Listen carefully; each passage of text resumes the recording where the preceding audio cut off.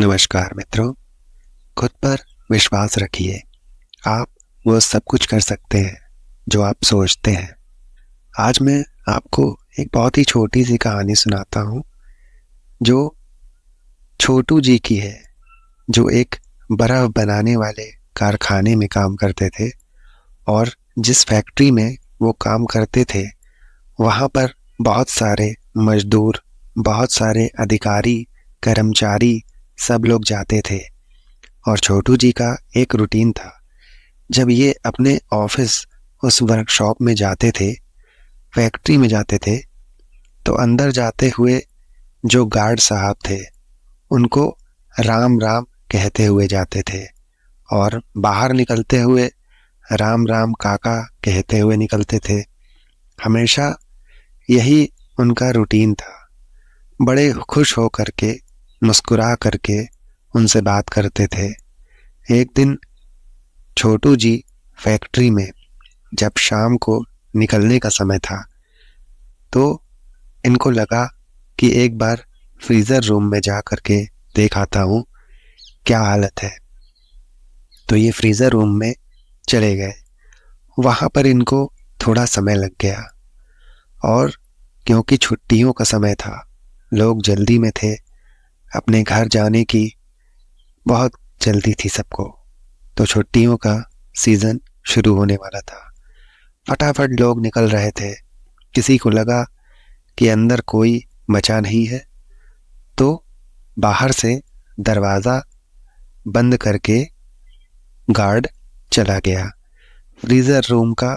और अंदर छोटू जी जो थे वो अटके हुए थे अपने काम में। छोटू जी को पता ही नहीं था कि कोई गेट लगाकर चला गया। जब ये अपना काम फिनिश करके वापस आए तो दरवाजे की तरफ इन्होंने जब देखा तो इनके होश उड़ गए। छोटू जी खटखटाने लगे। अपनी पॉकेट देखी तो फ़ोन भी नहीं था, क्योंकि फ़ोन डेस्क पर रखा हुआ था। वो वहीं उन्होंने छोड़ दिया था। अब छोटू जी को टेंशन हो गई कि अब क्या होगा, मैं तो फंस गया हूँ, सब लोग चले गए हैं।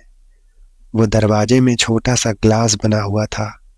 उस ग्लास से बाहर की तरफ देखा, कोई नहीं दिख रहा था। चारों ओर सन्नाटा था, और फ्रीज़र रूम में ठंड बढ़ती चली जा रही थी। टेंशन बढ़ती चली जा रही थी कि अब जान जाने वाली है। उसमें जो लग रहा था, वैसे भी छुट्टी का सीज़न शुरू हो रहा है। शायद ही कल कोई आए, और अगर कोई आया भी तो पता नहीं कब आएगा, कब दरवाज़ा खोलेगा। मेरे पास तो फ़ोन भी नहीं है, मैं कैसे बुलाऊं किसी को भी मदद के लिए। दिमाग खराब हो गया। चारों तरफ बर्फ़ थी, तो ठंड बढ़ती चली जा रही थी। ठिठुरन होने लगी। कोने में जा करके दुबक करके छोटू जी बैठ गए और भगवान से प्रार्थना करने लगे कि प्रभु मुझे बचा लो, मुझसे जो पाप हुए हैं उनके लिए मुझे क्षमा कर देना। मुझे पता नहीं मैंने क्या गलती कर दी कि मैं यहाँ पर आज फंस गया हूँ। बीवी बच्चों को संभालने वाला मैं ही हूँ, कोई सहारा नहीं रहेगा। उनका मैं चला गया तो मेरी जान ऐसे मत लो भगवान, मुझे ऐसी मौत मत दो। बहुत कुछ वो अपने मन में ही कहने लगे, और भगवान से प्रार्थना करते करते उन्हें आधा एक घंटा बीत गया। करीब 1 घंटा बीता होगा कि अचानक से खटखट की आवाज़ आई। अब इनके अंदर भी थोड़ी हिम्मत आई, लेकिन हिम्मत बची नहीं थी कि जा करके देखें कि दरवाजे पर कौन है। दरवाज़ा खुला और गार्ड साहब अंदर चले आए। सर जी आवाज़ दे रहे थे। गार्ड साहब ने देखा कि अंदर कोने में दुबक करके छोटू जी बैठे हुए थे। ठंड के मारे जान जा रही थी। बिना देरी के गार्ड साहब को उन्होंने उसे उठाया और बाहर लेकर हीटर के पास में बिठाया। और थोड़ी देर के बाद जब छोटू जी की जान में जान आई, सांस में सांस आई, तब पूछा गार्ड साहब ने कि साहब आप अंदर कैसे फंस गए थे। तो उन्होंने बताया कि मैं फ्रीजर रूम में कुछ देखने के लिए गया था। किसी ने बाहर से दरवाज़ा कब लगा दिया मुझे पता ही नहीं चला। पर आप बताओ कि आपको कैसे पता चला कि मैं अंदर हूँ। यहाँ तो इतने सारे लोग आते हैं, पर आपको कैसे पता चला कि मैं अंदर फंसा हुआ हूँ। और आप मुझे ढूंढते ढूंढते यहाँ चले आए और कहने लगे, अरे साहब आप ही हो जो इतने प्यार से मुझसे बात करते हो। कुछ ही लोग हैं यहाँ पर जो मुझसे ढंग से बात करते हैं, वरना सब लोग नज़रअंदाज करके, इग्नोर करके चले जाते हैं। आप आते हो सुबह तो भी राम राम कहते हो, जब ऑफिस से जाते हो तो भी आप राम राम कहते हो।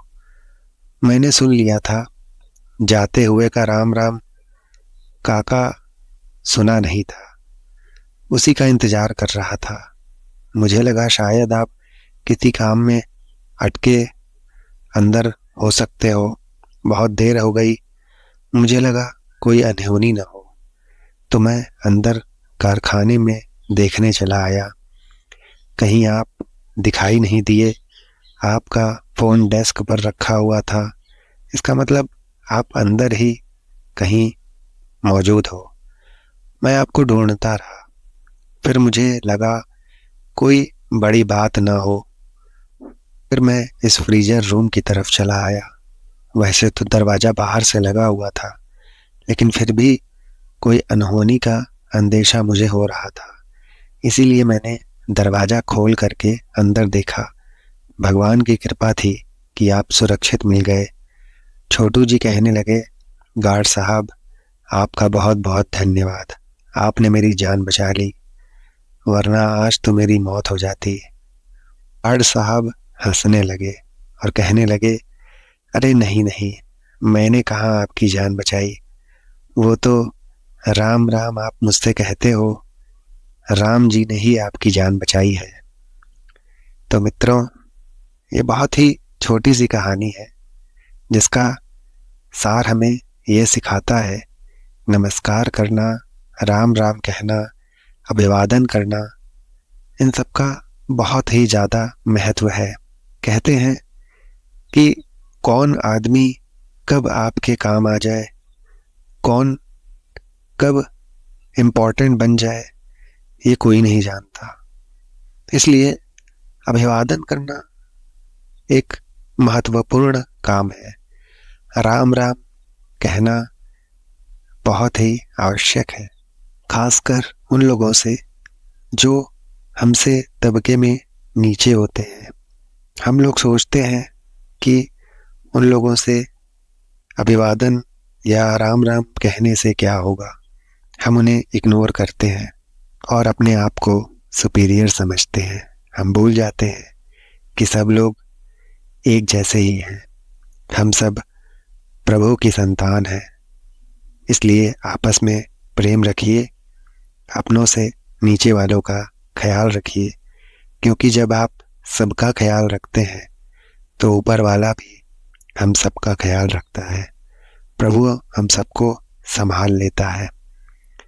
एक बार फिर से वही कहूँगा, कोशिश हमेशा करिए, खुद पर विश्वास रखिए, क्योंकि आप वो सब कुछ कर सकते हैं जो आप सोचते हैं।